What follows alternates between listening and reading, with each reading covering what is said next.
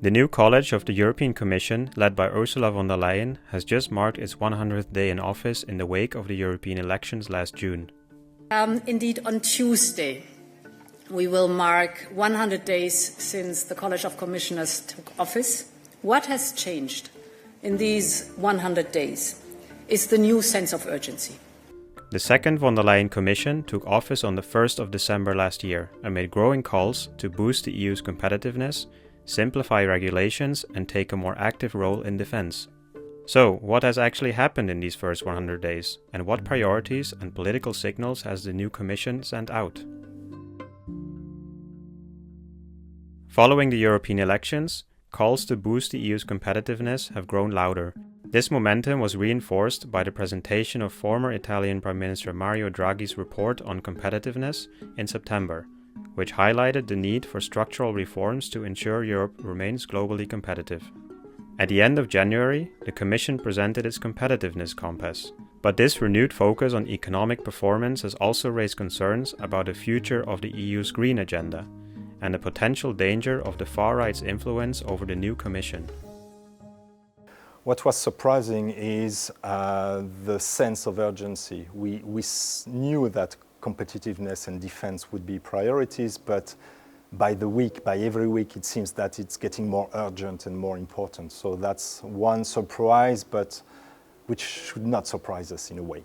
The second thing is the extent to which the Commission is going towards more simplification and less regulation. We knew from the elections campaign that the right-wing parties wanted more deregulation, but we thought that the Commission would try to keep the support of the center-left and the Greens, and it's not doing this. It's really going fast into that direction, and I think that's one of the surprises of these first 100 days. That competitiveness is nothing new. It's something which has been around since a long time. I think if they want to become more business-friendly, I think I would see it in a more broader perspective. The EU as an entire organization should become more accountable, should become more transparent, should become more open in the way policies are set. And what I've seen so far from this new Commission, I haven't seen a change. So they have adopted a package of legislation on a certain issue, which they should have adopted much more through consultation, much more in an open way than they have done so far. So it's not by simply changing a few pieces of legislation that all of a sudden you will become more business friendly.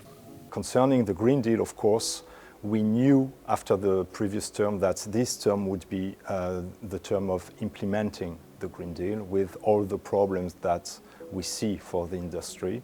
What is surprising in a way is how far the Commission is going backwards compared to what was adopted in the previous term. So the Green Deal is still on. It is still a strategy, it is still a legislative objective, a legal objective, a binding one, but the rhythm, the pace of the implementation is changing. There is a danger that the three other traditional groups with which the previous Commission worked a lot may be neglected by the EPP purely on a pragmatic, opportunistic basis in favor of alliances with the three Eurosceptic or anti-European groups. And there I think, let's say, the EPP will have to watch out very carefully what they do. The ongoing war in Ukraine and the concerns raised by the shift in the United States policy towards Ukraine have also brought the European Commission to take a new stance on defense. In the past weeks, Ursula von der Leyen proposed fiscal flexibility for defense spending and suggested joint borrowing of up to 150 billion euros to enhance military capabilities. Is the EU going big on defense? Defense is not an EU competence. Like for COVID, healthcare was not an EU competence. It's purely a competence for the member states.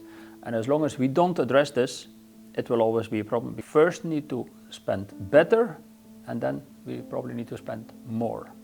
Meaning spending better means a lot, means we need to coordinate amongst us how we spend, what we do, on which domains we spend, how we do it in the sense that how will we procure defense material? Will we do it on a global basis or only on a European basis? For which periods? How will it be financed? The Commission is addressing some of these matters, but I think it has to start in a very systematic way because it's a totally new area for the EU.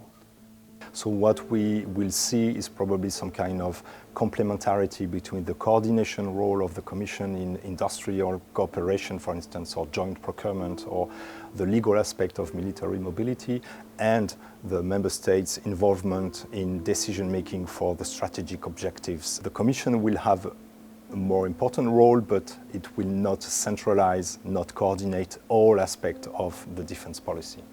The priority of the EU is to strengthen its defense capacities and to try to have a seat at the table of the discussions on Ukraine, and more generally, and we saw that recently with the trip of the Commission to India, that the EU is trying to diversify its partnerships, trade partnerships, but also more strategic and more encompassing partnerships.